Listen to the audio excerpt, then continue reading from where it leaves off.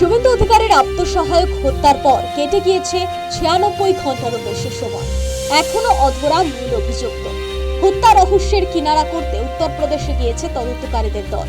আততায়ীদের সন্ধান পেতে ভিন রাজ্য থেকে বেশ কিছু চাঞ্চল্যকর তথ্য মিলছে পশ্চিমবঙ্গ থেকেও।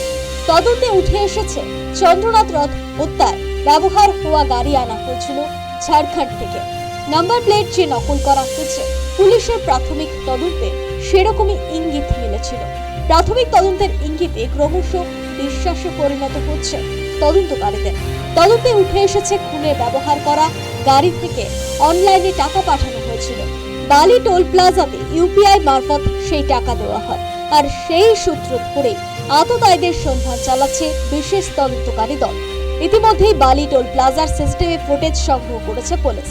ইউপিআই এর মাধ্যমে টাকা দেওয়ায় সেখান থেকেও তথ্য সংগ্রহের চেষ্টা করা হয়।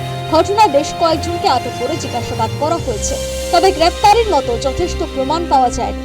তবে খুব শীঘ্রই মূল অভিযুক্তরা গ্রেপ্তার হবে বলে আশ্বাস দেওয়া হয়েছে পুলিশের পক্ষ থেকে। News time.